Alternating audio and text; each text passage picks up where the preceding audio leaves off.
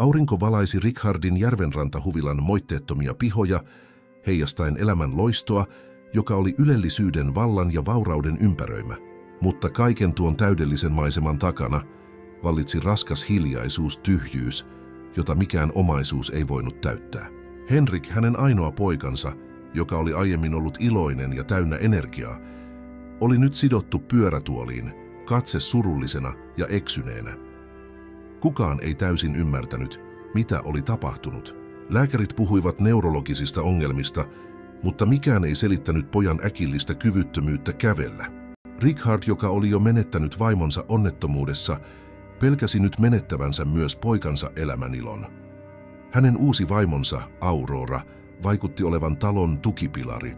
Aina hymyilevä, hän huolehti Henrikistä antaumuksella, jota kaikki kehuivat.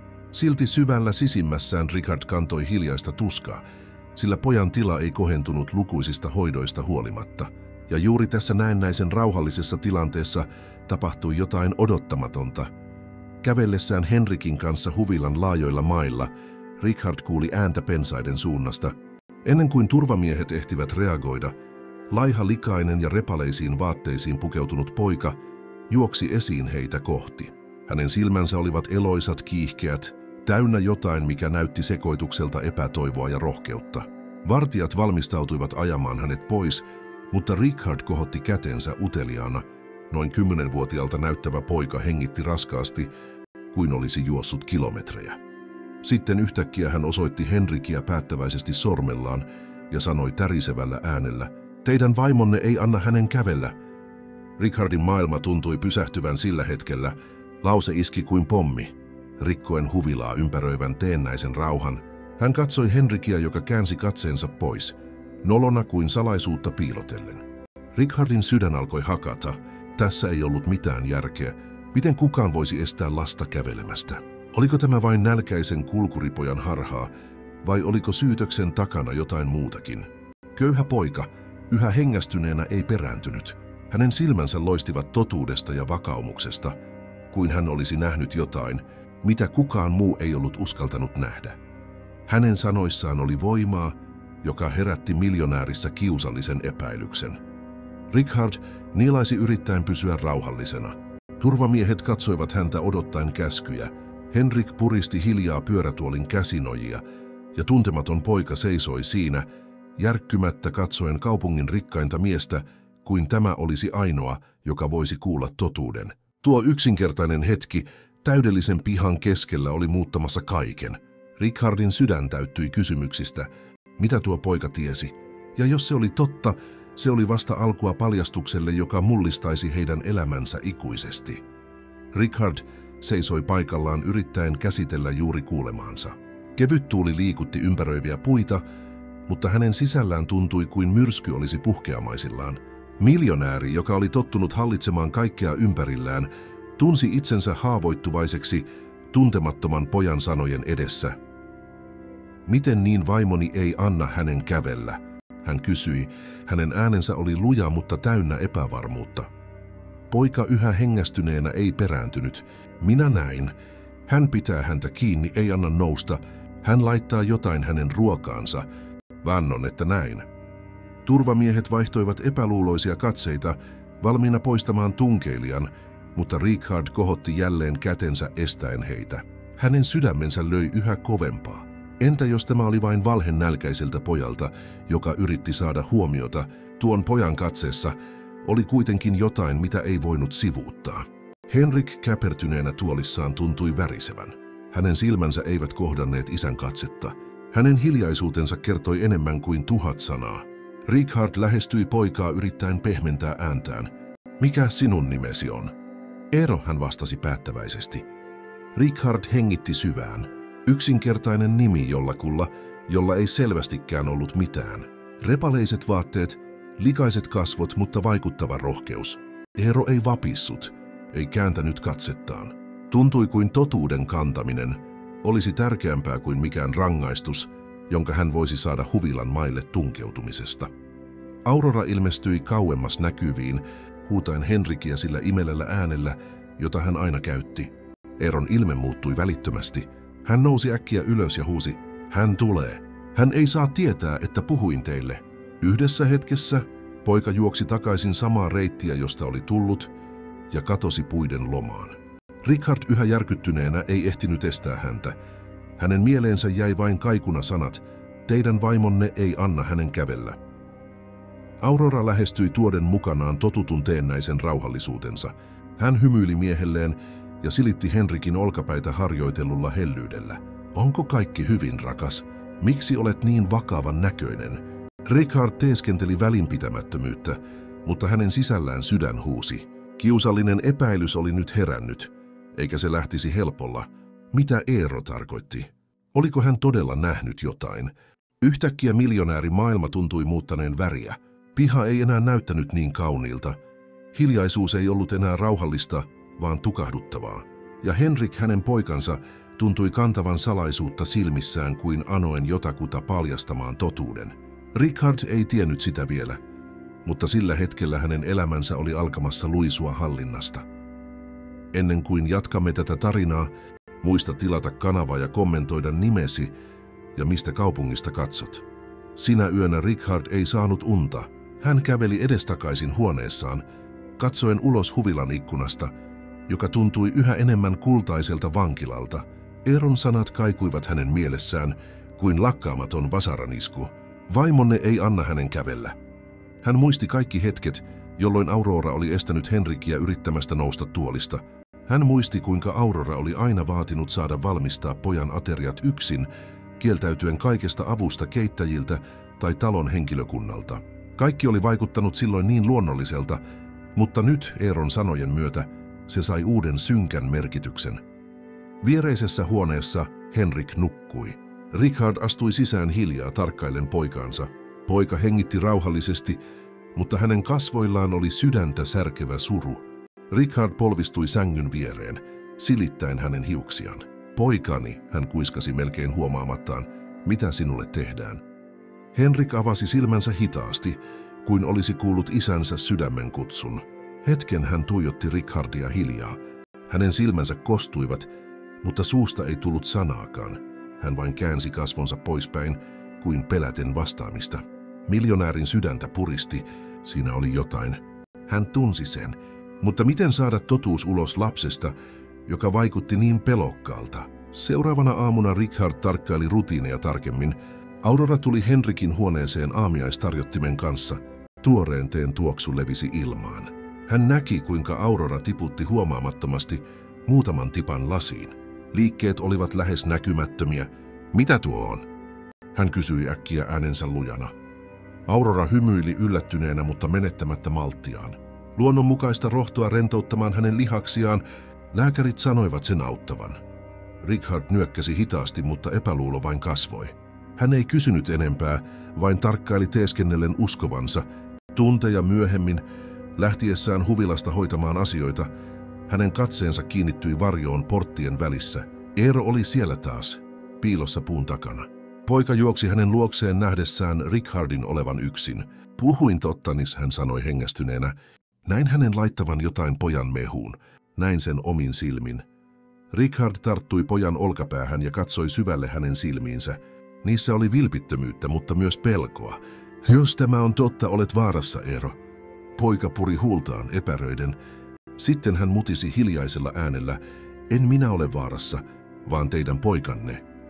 Tuo lause iski Richardiin kuin nyrkki vatsaan. Richardin sydän alkoi hakata Eeron viimeisen lauseen myötä. Kuva puolustuskyvyttömästä, pyörätuoliin sidotusta pojasta sekoittui pelkoon, joka alkoi vallata hänen mielensä. Hän hengitti syvään yrittäen pysyä rauhallisena.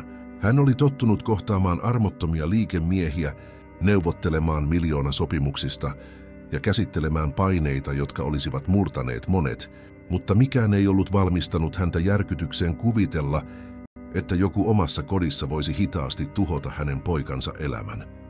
Kerro minulle tarkalleen, mitä näit, Eero? Hänen äänensä oli luja, mutta kiireen tuntua oli mahdotonta piilottaa. Poika vilkuili sivuilleen kuin peläten tulevansa kuulluksi ja puhui nopeasti. Minä nukun lähellä teidän talon muuria siellä takana. Joskus näen ikkunasta sisään. Näin hänen työntävän pojan takaisin sänkyyn, kun tämä yritti nousta. Näin hänen tiputtavan nestettä mehulasiin. Tiedän, mitä näin. Jokainen sana oli Richardille sietämätön taakka. Viha alkoi sekoittua epäilykseen. Jos se on totta, miksi kerrot tämän minulle? Hän kysyi siristäen silmiään. Eero hengitti syvään, epäröi hetken ja vastasi sitten vilpittömyydellä, joka ei sopinut hänen ikäänsä. Koska en kestä nähdä hänen kärsivän. Tiedän, mitä on nähdä nälkää, tiedän, mitä on, kun ei ole mitään, mutta hän ei ansaitse tätä. Richard pysyi hiljaa, tarkkaillen pojan jokaista yksityiskohtaa. Repaleiset vaatteet, paljaat jalat, lika kasvoilla, kaikki kertoi kurjuudesta. Silti hänen silmänsä loistivat epätavallista rohkeutta. Hän ei näyttänyt haluavan rahaa tai apua, vain mahdollisuuden pelastaa Henrik. Kontrasti oli tuskallinen. Tuo koditon poika, jolla ei ollut mitään, osoitti enemmän myötätuntoa kuin monet rikkaat aikuiset, jotka liikkuivat hänen juhlissaan. Yhtäkkiä moottorin ääni kaukaa sai Eeron perääntymään. Hänen silmänsä laajenivat. Minun täytyy mennä, hän sanoi nopeasti ennen kuin katosi puiden sekaan kuin varjo. Richard jäi seisomaan paikalleen tuijottaen tyhjyyteen. Ensimmäistä kertaa huvila tuntui painostavalta. Piha, joka oli aina ollut kauneuden ja vallan symboli, tuntui nyt kätkevän synkkiä salaisuuksia. Jopa tuuli tuntui kantavan varoitusta. Kun hän astui takaisin taloon, hän kohtasi Auroran laskeutumassa portaita. Hänen hymynsä oli liian täydellinen, melkein harjoiteltu. Onko kaikki hyvin, rakas? Hän kysyi lempeästi. Näytät huolestuneelta. Hän vain nyökkäsi, piilottaen sisäisen myllerryksensä, mutta yksi varmuus oli jo syntynyt. Hänen oli saatava selville totuus, maksoi mitä maksoi. Myöhemmin mennessään Henrikin huoneeseen, hän huomasi jotain, mitä oli aiemmin sivuuttanut. Kun Aurora tuli sisään hänen kanssaan, poika käänsi katseensa ja vetäytyi kuoreensa. Se ei ollut vain surua, se oli pelkoa. Kylmät väreet kulkivat Richardin selkärankaa pitkin. Hän tiesi täydellisen selvästi, ettei voinut enää sulkea silmiään. Yö lankesi huvilan ylle tuoden mukanaan levottoman hiljaisuuden. Richard käveli edestakaisin työhuoneessaan, jota valaisi vain pöytälampun himmeä valo. Raskaat verhot lepattivat yötuulessa, ja sirinöiden etäinen ääni oli ristiriidassa hänen mielessään vellovan ajatusten myrskyn kanssa. Eeron sanat kaikuivat lakkaamatta. Minä näin. Hän ei anna hänen kävellä. Hän laittaa jotain hänen ruokaansa. Richard tunsi itsensä jakautuneeksi. Osa hänestä halusi uskoa, että se oli vain kulkuripojan keksintöä, nälkäisen yritys saada huomiota. Mutta toinen, yhä vahvempi osa, tunnusti, että siinä oli järkeä. Hän muisti jokaisen Auroran eleen, jokaisen itsepintaisesti tarjotun teen. Jokaisen kerran, kun hän oli torjunut lääkäreitä ja fysioterapeutteja verukkeella, ettei halunnut stressata Henrikiä. Kaikki, mikä ennen oli näyttänyt huolenpidolta, kuulosti nyt manipuloinnilta. Hän avasi pöytälaatikon ja otti esiin vanhan valokuvan. Pieni Henrik juoksemassa puutarhassa edesmenneen äitinsä vierellä. Pojan iloiset silmät kuvassa olivat julma vastakohta hänen nykyiselle sammuneelle ilmeelleen. Richard sulki silmänsä, tuntien menetyksen tuskan ja vihan kasvavan sisällään. Hän ei voinut antaa poikansa tuhoutua silmiensä edessä. Viereisessä huoneessa Henrik nukkui. Richard astui sisään hiljaa ja istuutui sängyn reunalle. Hän katseli pojan hidasta hengitystä, kiinnittäen huomiota jokaiseen yksityiskohtaan. Hauras keho, kevyesti liikkuvat sormet, väsynyt ilme. Hän kosketti pojan kättä ja hetkeksi Henrik avasi silmänsä. Isä. Hän kuiskasi hiljaa melkein kuin avunhuuto. Richard hymyili yrittäen piilottaa tunteensa. Olen tässä, poikani. Aina. Henrik puri huultaan kuin haluten sanoa jotain, mutta käänsi pian kasvonsa seinää kohti. Richard ymmärsi. Pelko. Poika halusi puhua, mutta ei pystynyt. Aurora piti häntä vankina jopa hiljaisuudessa. Miljonääri nousi ylös päättäväisenä. Hän ei odottaisi enää. Hän tarvitsi todisteita. Hän tarvitsi paljaan, karun totuuden. Seuraavana päivänä hän asentaisi huomaamattomasti kameroita strategisiin paikkoihin, keittiöön, Henrikin huoneeseen, käytäville. Mikään ei jäisi hänen katseeltaan huomaamatta. Suunnitelmaa miettiessään hän tunsi yksinäisyyden painon. Ylellisyyden keskelläkin hän oli yksinäinen mies, kykenemätön luottamaan omaan vaimonsa. Kuka olisi uskonut, että hänen ainoa vihjeensä totuudesta tulisi kulkuripojalta? Sillä hetkellä hän ymmärsi jotain syvällistä. Vauraus ei merkitse turvallisuutta, ja viattomuus voi nähdä sen, mitä vallan sokeuttamat silmät kieltäytyvät näkemästä. Lähtiessään huoneesta Richard katsoi viimeisen kerran nukkuvaa poikaansa ja vannoi hiljaa. Minä pelastan sinut. Maksoi mitä maksoi. Se oli vasta taistelun alku. Seuraava päivä valkeni harmaana ja raskaana, kuin itse sääkin olisi aavistanut huvilan ylle laskeutuvan painon. Richard heräsi aikaisin, silmät turvoksissa huonosti nukutun yön jäljiltä. Hän oli pyörinyt sängyssä tuntikausia, kuunnellen talon jokaista narahdusta, kuin ne olisivat olleet varoitusmerkkejä. Nyt, istuessaan aamiaispöydässä, hän katseli Auroran hymyilevän kuin mitään ei olisi tapahtunut. Nukuitko hyvin, rakas? Tämä kysyi kaataen itselleen kahvia totutun teennäisellä sulokkuudella. Richard vain nyökkäsi, vältellen katsekontaktia. Jokainen Auroran ele tuntui harkitulta, kuin hän olisi näyttelijä esittämässä täydellistä vaimoa, ja sisimmässään Richard tunsi itsensä vieraaksi omassa kodissaan. Kun Aurora nousi hakemaan jotain keittiöstä, Richard käytti tilaisuutta hyväkseen ja tarkkaili Henrikiä. Poika tuijotti hedelmälautastaan epäluuloisena, siirrellen paloja viemättä mitään suuhunsa. Isä tajusi, kuinka merkityksellistä se oli. Jopa ruoka tuntui jo hiljaiselta viholliselta. Myöhemmin, kun Aurora lähti hoitamaan asioita, Richard pani suunnitelmansa täytäntöön. Hän kutsui huomaamattomasti 2 luotettua työntekijää ja käski heidän asentaa pieniä kameroita strategisiin paikkoihin. Keittiöön, Henrikin huoneeseen ja pariskunnan makuuhuoneen lähellä olevaan käytävään. Sydän hakkasi jokaisen askeleen myötä. Jos Aurora saisi tietää, näytelmä voisi päättyä ennen aikojaan. Teknikkojen työskennellessä Richard käveli pihalla. Tuuli heilutti puita voimakkaasti ja hän ajatteli Eeroa. Kulkuripoika oli vaarantanut oman turvallisuutensa varoittaakseen miestä, jolla oli kaikkea, mutta joka ei nähnyt mitään. Tämä kontrasti sykki hänen mielessään.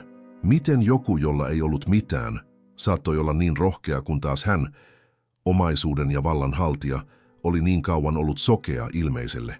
Illalla Richard lukittautui työhuoneeseensa ja alkoi tarkastella ensimmäisiä tallenteita. Tietokoneen näytölle ilmestyi Aurora keittiössä. Hän sekoitti hajamielisesti teekuppia, kunnes otti esiin pienen pullon, tiputti siitä lähes näkymättömiä tippoja nesteeseen ja vei kupin Henrikin huoneeseen. Richardin veri jäätyi. Se oli totta. Epäilystä ei enää ollut. Hän tunsi kättensä tärisevän, mutta hengitti syvään. Nyt hänellä oli todiste, jota hän tarvitsi. Se, mikä oli aiemmin ollut vain kulkuripojan epäilys, oli nyt hänen silmiensä edessä kiistattomana kuvana. Dilemma oli kuitenkin valtava. Kohdatako Aurora heti vai odottaako oikeaa hetkeä? Yksi väärä askel ja hän voisi menettää poikansa ikuisesti. Richard nojasi taaksepäin tuolissaan, tuijottaen näyttöä kuin se olisi ollut hänen oman heikkoutensa peili. Hän oli totuuden edessä, mutta ei vielä tiennyt, olisiko hänellä rohkeutta toimia. Yön hiljaisuudessa hän lupasi itselleen suojelevansa Henrikiä hinnalla millä hyvänsä. Richard valvoi koko yön, silmät nauliintuneina tietokoneen näyttöön, katsoen yhä uudelleen saamansa tallenteet. Jokainen sekunti tuntui painavan hänen rinnassaan tonneja. Kuva Aurorasta kumartuneena kupin ylle, tiputtamassa lähes näkymättömiä tippoja, ennen kuin veiteen Henrikille, poltti hänen mielessään kuin tuli. Hän yritti uskotella itselleen, että saattoi tulkita tilanteen väärin, mutta mitä enemmän hän katsoi, sitä selvemmäksi totuus kävi. Se ei ollut huolenpitoa, se oli myrkkyä. Aamun koitto löysi hänet yhä istumasta, kädet puristuneina tuolin käsinojiin. Kasvot olivat väsymyksen uurtamat, mutta hänen silmissään heijastui jotain uutta. Vihan ja pelon sekoitus. Viha petoksesta, pelko siitä, mitä voisi tapahtua, jos hän ei toimisi nopeasti. Sydän hakaten hän alkoi käydä läpi muita tallenteita. Ja mitä pidemmälle hän eteni, sitä synkempiä yksityiskohtia paljastui. Aurora esiintyi eri päivinä, aina se pieni pullo piilossa kädessään, joskus aamiaisella, toisinaan iltapäivämehussa, jopa keitoissa, jotka hän vei henkilökohtaisesti Henrikin huoneeseen. Se oli kylmä, laskelmoitu, toistuva kaava. Richardin vatsa kääntyi. Jokainen kohtaus oli isku, ja jokaisen iskun myötä täydellisen vaimon naamio mureni palasiksi. Kyseessä ei ollut erehdys, vaan jatkuva suunnitelma. Hänen mielensä alkoi täyttyä vastaamattomista kysymyksistä. Kuinka kauan tätä oli jatkunut? Kuinka paljon myrkkyä Henrik oli jo saanut? Kuinka suuri osa pojan heikkoudesta oli hänen syytään? Jokaisen pohdinnan myötä voimattomuuden tunne kasvoi. Epätoivon keskellä mieleen palasi Eero. Kulkuripojalla ei ollut kameroita, ei rahaa, ei mitään, ja silti hän oli nähnyt totuuden ennen ketään muuta. Richard sulki silmänsä ja hengitti syvään häveten omaa sokeuttaan. Oli myöhäinen aamu, kun Aurora astui hänen työhuoneeseensa tuoden lempeän hymyn ja kupin kahvia. Ajattelin, että saattaisit pitää jostain lämpimästä päivän alkuun. Hänen äänensä oli suloinen, mutta nyt Richard kuuli myrkyn piilevän jokaisen tavun takana. Hän kiitti nyökkäyksellä ja jätti kupin koskemattomana pöydälle. Hän teeskenteli hymyä, mutta hiki valui hänen selkäänsä pitkin. Peli oli alkanut ja hänen oli pysyttävä rauhallisena. Kun Aurora lähti, Richard tuijotti kuppia kuin se olisi ollut hiljainen ase. Hän ei voinut vain räjähtää, ei ilman takeita siitä, että Henrik olisi turvassa. Hän tarvitsi strategian. Hänen oli ajateltava kuin joku, joka pelaa shakkia omalla elämällään panoksena. Ja ensimmäistä kertaa hän ymmärsi olevansa keskellä näkymätöntä sotaa, jota käytiin hänen omassa kodissaan. Loppupäivä kului kuin hidas painajainen. Richard yritti ylläpitää normaalia käytöstä, hymyillen turhanpäiväisissä keskusteluissa Auroran kanssa, mutta sisimmässään hän tunsi olevansa kuilun partaalla.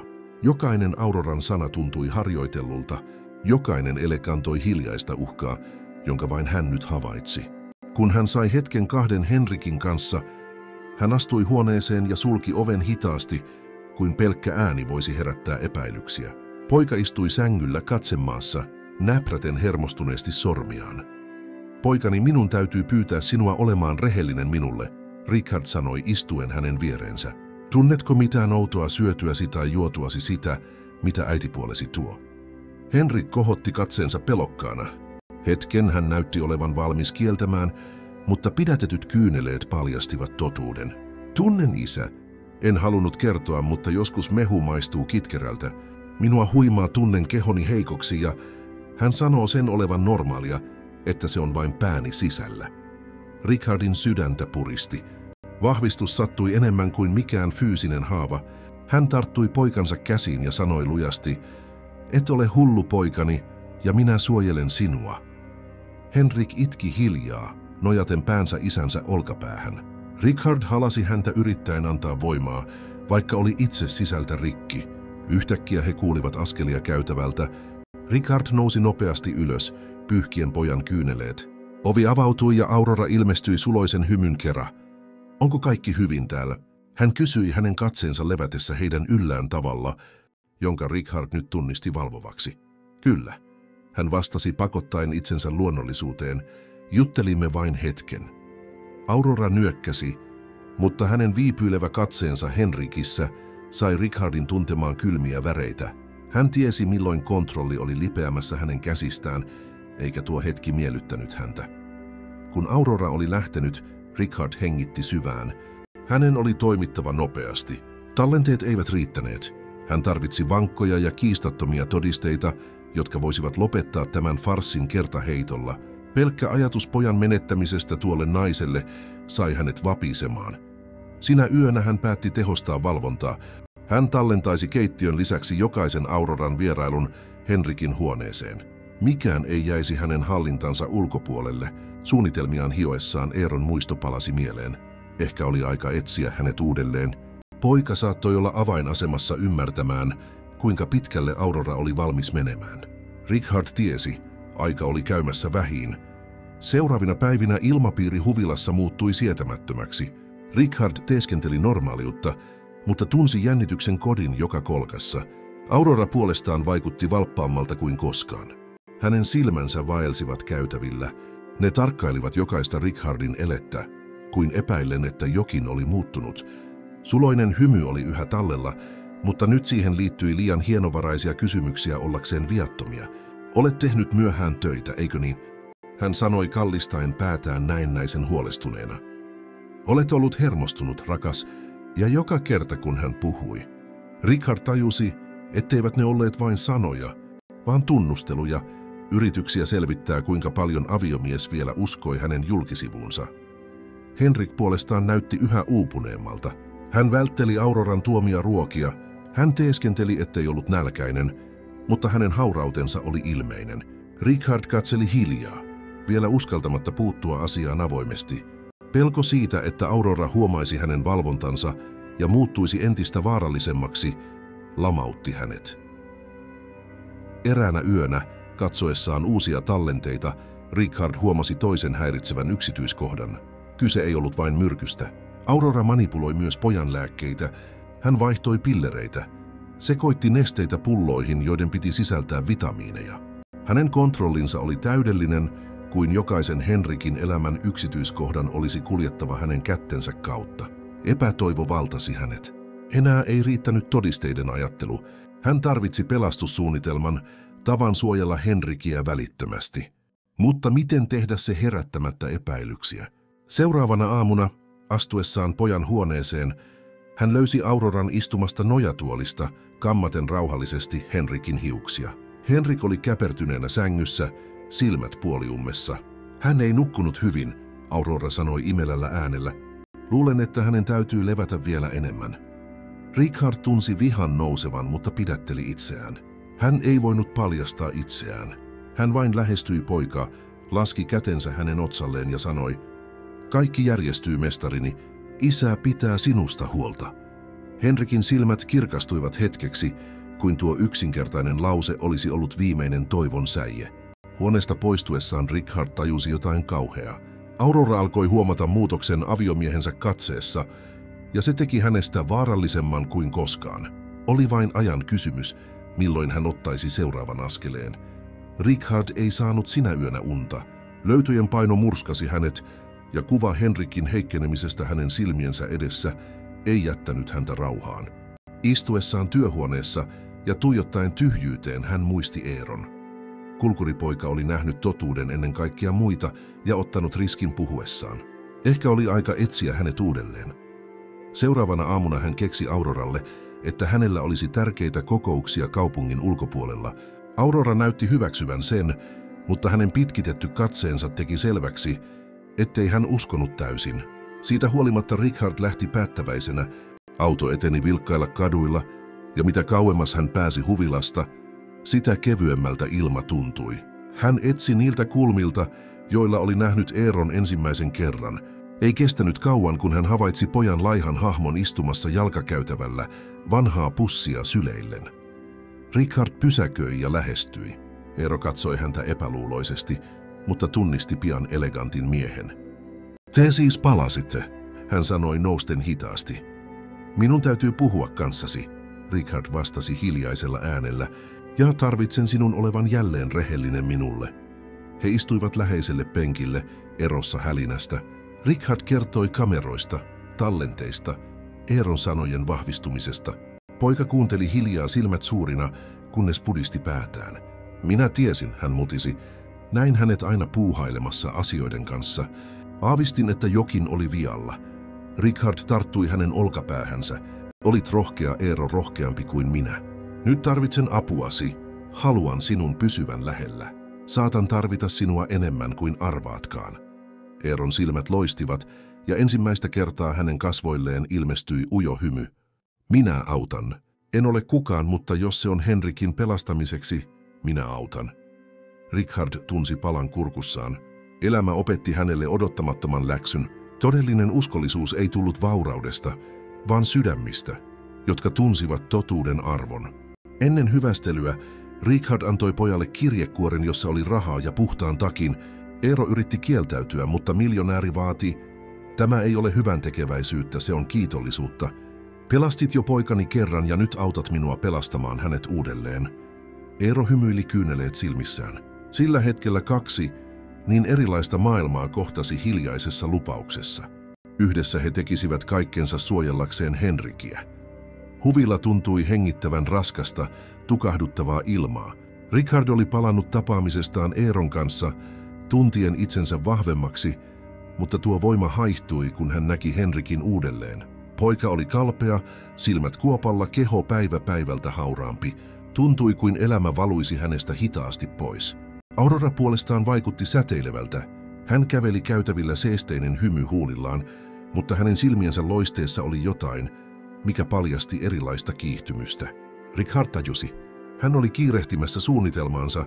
Ehkä hän oli huomannut muutokset Richardin käytöksessä. Ehkä hän vain halusi lyhentää tietä tavoitteeseensa. Siinä aamuna hän vei Henrikin huoneeseen kulhollisen höyryävää keittoa. Richard seurasi häntä tarkkaavaisella katseella teeskennellen. Hän istuutui nojatuoliin, kuin olisi ollut siinä vain seurana. Aurora lähestyi lusikalla pojan suuta, mutta tämä käänsi kasvonsa. Ei ole nälkä, hän mutisi. Aurora hymyili kärsivällisesti, mutta hänen äänensä kantoi lähes uhkaavaa lujuutta. Sinun täytyy syödä, Henrik, se on parhaaksesi. Richard puuttui asiaan lempeästi. Anna minun yrittää, rakas. Ehkä hän suostuu, jos minä annan. Hän epäröi hetken, mutta ojensi lusikan. Richard otti sen, tarkastellen keittoa läheltä. Tuoksu oli voimakas, ällöttävä, ja neste näytti tavallista paksummalta. Sydän pysähtyi. Teeskennellen luonnollisuutta, hän vei lusikan huulilleen, mutta pysähtyi ennen kuin kosketti. Se on liian kuumaa, hän sanoi, laskien sen takaisin.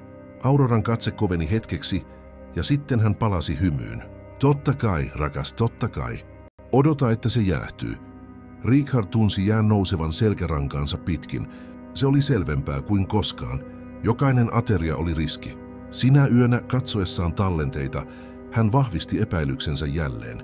Kuvat näyttivät Auroran käsittelevän piilotettuja pulloja. Ero oli nyt kiire. Hänen liikkeensä olivat huolimattomampia, melkein kärsimättömiä kuin hän pelkäisi ajan loppuvan. Richard tajusi, ettei voinut odottaa enää kauan. Henrik ei kestäisi tätä rutiinia pitkään, ja jos hän ei toimisi pian, saattaisi olla liian myöhäistä. Hän sulki silmänsä, tuntien voimattoman isän tuskan. Mutta pian Eeron muisto palasi hänen mieleensä, pieni poika, jolla oli luja katse, valmis auttamaan. Se sytytti uudelleen rohkeuden kipinän. Richard tiesi, että sota oli astunut vaarallisimpaan vaiheeseensa. Aurora ei enää peitellyt kiirettään.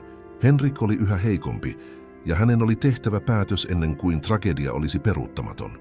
Yö lankesi huvilan ylle, täynnä hiljaisuutta ja jännitystä. Richard oli viettänyt koko päivän suunnitellen seuraavaa siirtoaan. Enää ei riittänyt piilokameroiden tarkkailu. Aurora oli muuttumassa röyhkeäksi, eikä Henrikillä ollut aikaa hukattavaksi.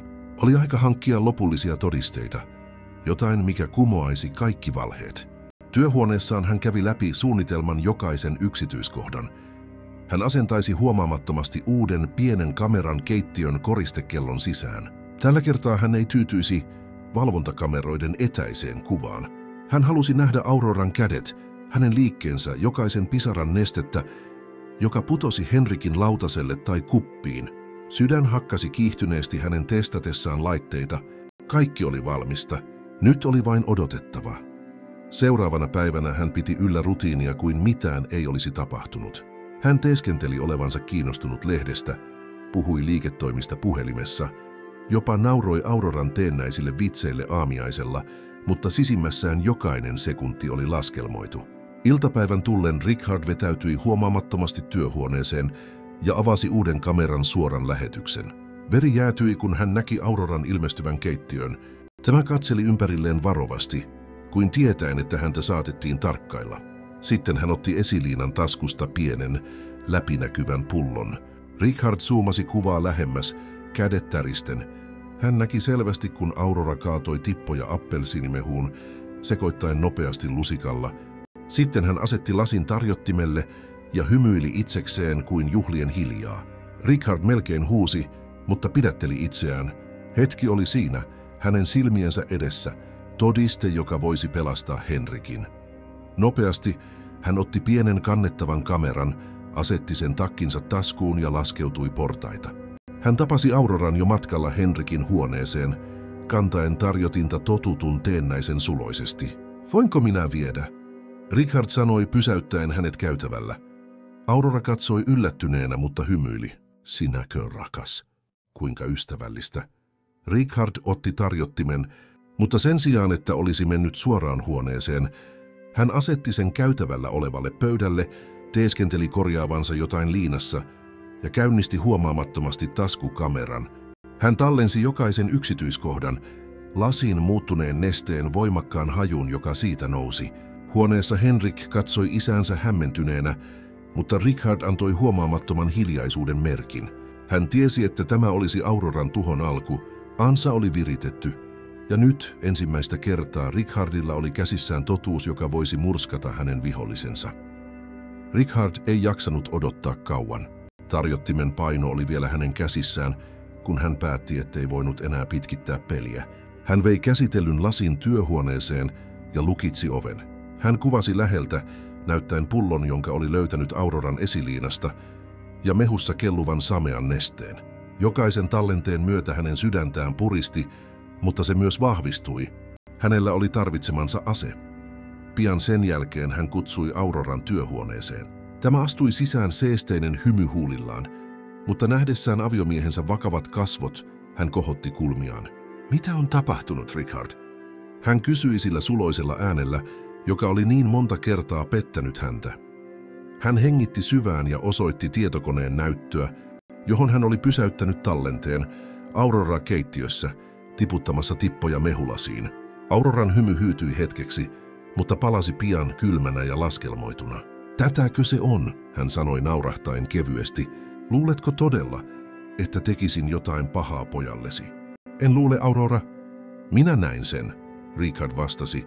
Hänen äänensä luja, melkein pidätelty karjaisu. Hän käveli pöydän luo kumartuen hänen ylitseen. Richard, olet uupunut. Näet harhoja. Tätä kameraa on voitu manipuloida. Kuka tahansa olisi voinut laittaa jotain tuohon lasiin. Hänen silmänsä säkennöivät. Syytätkö minua ilman todellisia todisteita? Richard puristi nyrkkejään, mutta ei vastannut. Hän tiesi, että Aurora oli mestari vääristelemään totuutta, pelaamaan sanoilla. Mieti tarkkaan, hän jatkoi laskien ääntään. Jos Henrikin tila pahenee, kaikki uskovat sen olevan sinun syytäsi laiminlyönnin vuoksi. Kukaan ei usko myrkytystarinoita ilman tutkimuksia, ilman lausuntoja. Olet vaikutusvaltainen mies, mutta jopa vaikutusvaltaiset miehet voidaan tuhota huhuilla. Sanoihin piilotettu uhkaus sai hänet jäätymään. Silti hän ei kääntänyt katsettaan. Minulla ei ole vain huhuja, Aurora. Minulla on tallenteita, minulla on todistajia. Hän siristi silmiään. Todistajia. Richard muisti Eeron, mutta ei maininnut nimeä. Hän ei halunnut asettaa poikaa vaaraan. Hän vain pysyi lujana. Älä luulekaan voittavasi. Minä pelastan Henrikin. Maksoi mitä maksoi. Aurora hymyili. Mutta tällä kertaa hänen ilmeessään ei ollut suloisuutta. Oli vain haaste. Katsotaan sitten, kumpi onnistuu paremmin suojelemaan sitä, mitä rakastaa. Hän poistui työhuoneesta katsomatta taakseen, jättäen Richardin keskelle tukahduttavaa hiljaisuutta. Hän tiesi. Kamppailu oli todella alkanut. Richard valvoi koko yön. Auroran sanat kaikuivat kuin vielä vaarallisempi myrkky kuin pullon neste. Hän ei ainoastaan tiennyt Richardin epäilyksistä, vaan oli nyt valmis kääntämään jokaisen askeleen tämän tuhoksi.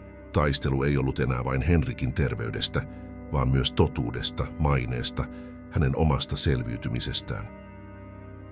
Nojatuolissa istuen hän tuijotti pysäytettyä videokuvaa. Aurora pullo kädessään, tippa putoamassa kuppiin. Se oli elävä todiste, mutta kuten Aurora itse oli sanonut, ilman lääketieteellisiä tutkimuksia ja virallisia lausuntoja se saattoi näyttää lavastukselta. Richard tunsi yleisen mielipiteen painon. Hän tiesi, että tällaisissa tapauksissa riitti yksi epäilys ja kaikki romahtaisi. Silloin hänen mieleensä juolahti ajatus, poliisi, mutta pelko iski heti. Entä jos Auroralla oli suhteita? Entä jos hän onnistuisi manipuloimaan tosiasiat ennen kuin Richard ehtisi esittää tallenteet? Yksi väärä askel voisi asettaa Henrikin vielä suurempaan vaaraan. Hän päätti tarvitsevansa enemmän todisteita, enemmän todistajia, jotain kiistämätöntä, ja sitä varten hän ajatteli Eeroa.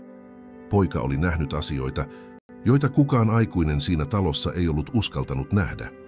Ehkä hänen viattomuutensa oli voimakkain ase Auroran valheita vastaan. Seuraavana aamuna Richard vei Henrikin lääkäriin rutiinitarkastuksen verukkeella. Matkan aikana hän huomasi poikansa väsyneen katseen. Tuntui kuin poika haluaisi sanoa jotain, mutta vaikeni peläten seinillä olevan korvat. Richard puristi hänen kättään yrittäen antaa turvaa. Vastaanotolla hän käytti Auroran poissaoloa hyväkseen ja pyysi huomaamattomasti toksikologisia kokeita. Lääkäri hämmentyneenä suostui pyyntöön kyselemättä liikaa. Richard tiesi, ettei voinut luottaa kehenkään, mutta riski oli otettava. Palattuaan huvilalle hän tapasi Auroran eteisessä, hymyilevänä, kuin mitään ei olisi tapahtunut. Tämän katse oli kuitenkin terävä, kuin jonkun, joka jo aavistaa petoksen. Miten käynti meni? Hän kysyi rennosti. Richard valehteli luontevasti. Vain rutiinia, ei mitään erikoista. Hän hymyili, mutta hänen silmänsä paljastivat, ettei hän uskonut. Sinä yönä, yksin työhuoneessaan, Richard piirsi vihkoon aikajanan kaikesta, mitä tiesi. Tallenteet, Henrikin oireet, odottamansa kokeet. Ja sivun ylälaitaan hän kirjoitti suurin kirjaimin, todista, pelasta, voita. Se oli suuremman suunnitelman alku. Hän ei voinut enää perääntyä. Eero nukkui käpertyneenä vanhan pressun alla, lähellä kujaa, jossa hänellä oli tapana suojautua sateilta. Aamuyön kylmyys sai hänen hampaansa kalisemaan, mutta ajatukset pitivät hänet hereillä. Siitä lähtien, kun hän oli puhunut Richardin kanssa, hän ei ollut saanut Henrikia mielestään. Hän tiesi, ettei poika ollut syyllinen mihinkään ja että hänen henkensä oli vaarassa. Seuraavana aamuna Eero käveli kaduilla, kun hän huomasi jotain outoa. Musta auto, jonka hän oli nähnyt pysäköitynä lähellä huvilaa päiviä aiemmin, oli nyt pysähtynyt apteekin eteen. Uteliaana hän tarkkaili kaukaa. Yllätyksekseen hän näki Auroran nousevan autosta, katselevan ympärilleen kiireisesti ja menevän sisään. Muutamaa minuuttia myöhemmin hän tuli ulos kantaen pientä pussia, jonka hän laittoi huolellisesti käsilaukkuunsa. Eeron sydän alkoi hakata. Se ei näyttänyt tavalliselta ostokselta. Hän päätti seurata naista huomaamattomasti, pitäen etäisyyttä. Hän näki, kun tämä meni yksityisklinikalle, antoi pussin valkotakkiselle miehelle ja poistui katsomatta taakseen. Poika ei ymmärtänyt tarkalleen, mitä se tarkoitti, mutta oli varma, että se oli jotain tärkeää. Hukkaan heittämättä aikaa hän juoksi yleisöpuhelimeen ja soitti numeron, jonka Richard oli antanut hänelle. Miljonäärin väsynyt, mutta luja ääni vastasi. Eero, mitä on tapahtunut? Minä näin hänet, sen Aurora-rouvan. Hän osti jotain ja antoi sen lääkärille. En tiedä mitä se oli, mutta se näytti tärkeältä. Eero puhui nopeasti, hengästyneenä. Richard jäätyi. Mahdollisuus, että Aurora manipuloisi lääkäreitä tai lausuntoja kauhistutti häntä. Jos tämä yrittäisi peitellä tekojaan väärennetyillä asiakirjoilla, hänet olisi vielä vaikeampi paljastaa. Teit hyvin, kun kerroit, Eero. Pysy valppaana, mutta ole varovainen. En halua sinun vaarantavan itseäsi liikaa. Eero nyökkäsi, vaikka tiesi, ettei Richard voinut nähdä häntä. En minä pelkää. Jos se on Henrikin pelastamiseksi, teen mitä vain. Pojan sanat koskettivat syvältä Richardin sydäntä. Poika, jolla ei ollut edes paikkaa missä nukkua, osoitti enemmän uskollisuutta ja rohkeutta kuin monet miehet, joita hän oli elämässään tuntenut.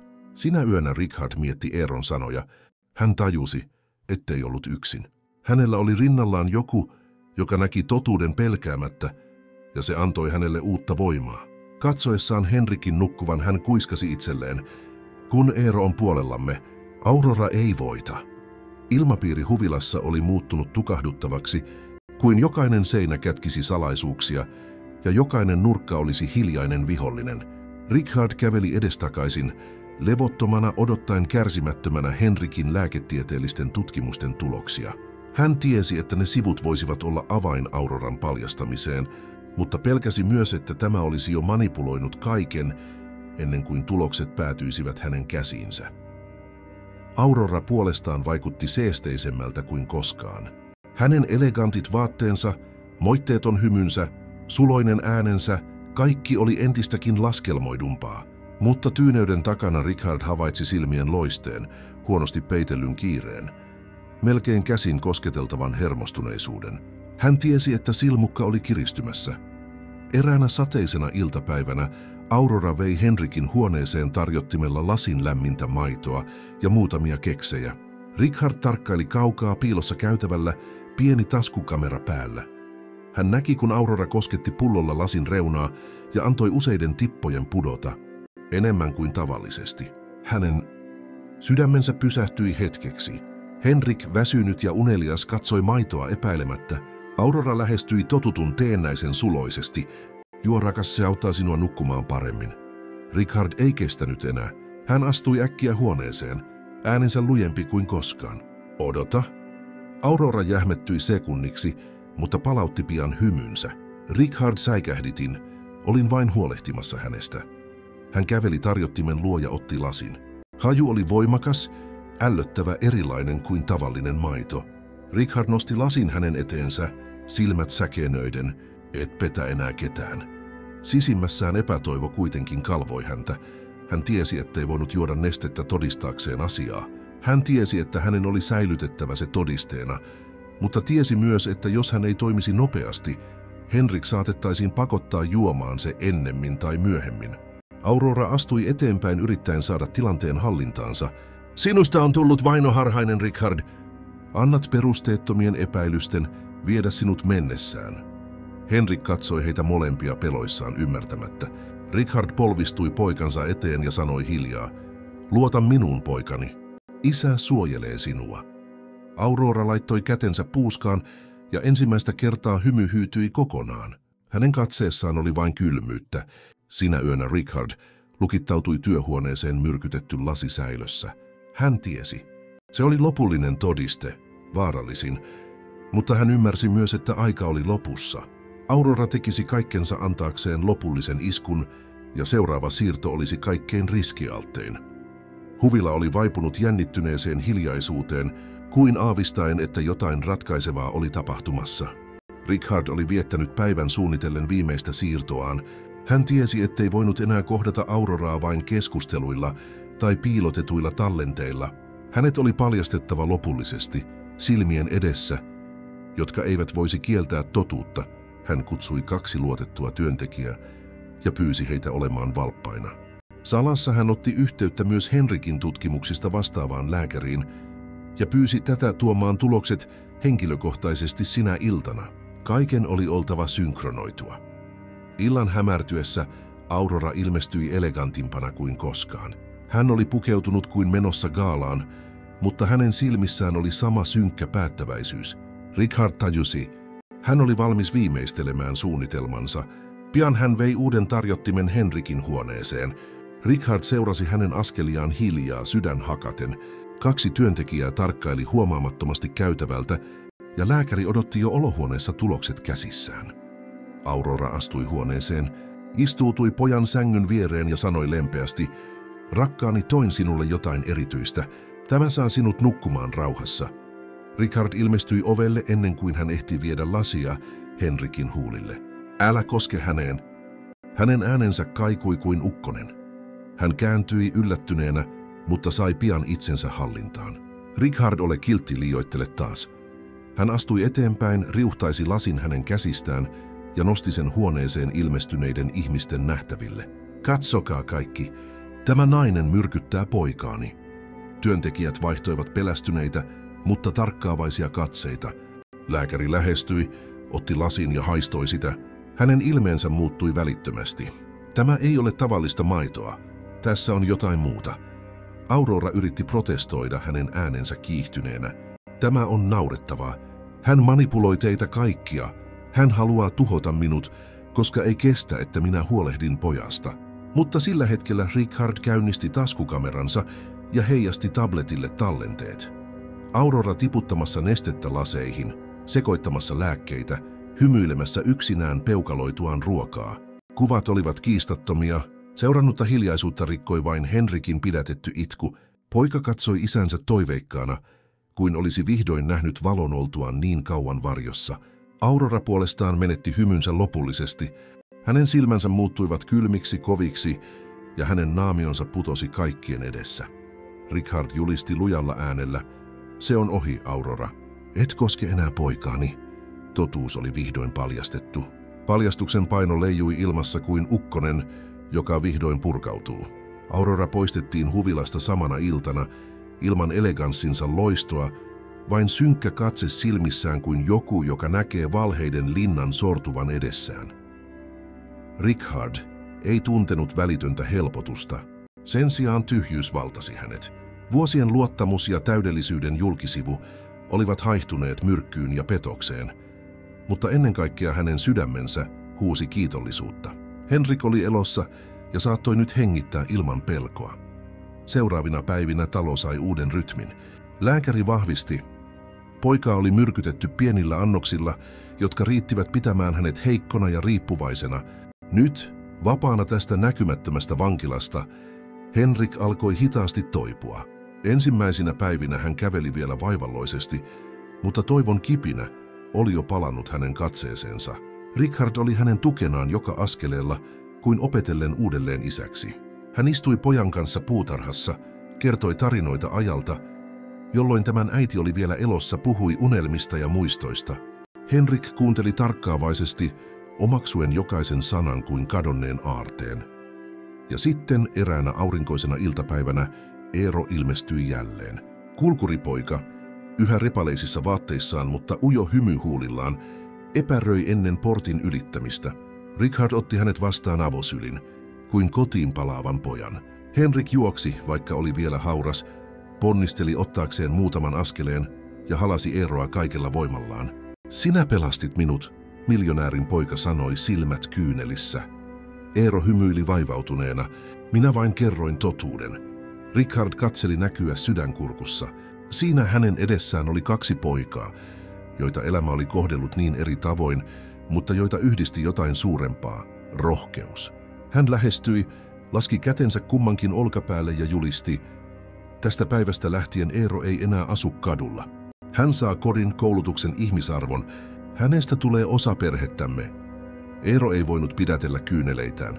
Henrik silmissään loiste, jota ei oltu nähty pitkään aikaan, puristi halausta entistä tiukemmin. Huvila, aiemmin valheiden ja hiljaisuuden näyttämö, kaikui nyt aitoja nauruja. Pimeyden paino oli väistynyt paremman tulevaisuuden lupauksen tieltä. Sillä hetkellä Richard ymmärsi elämänsä suurimman opetuksen. Rikkaus ei ollut kullassa eikä huvilan korkeissa muureissa. Se oli pojan rohkeudessa, jolla ei ollut mitään, mutta joka silti tarjosi kaikkensa. Ja auringon laskiessa pihan taakse he 3 pysyivät yhdessä, sinetöiden uuden tarinan, joka ei perustunut pelkoon, vaan toivoon. Jos pidit tästä tarinasta, tykkää ja tilaa kanava, jotta et menetä seuraavia videoita.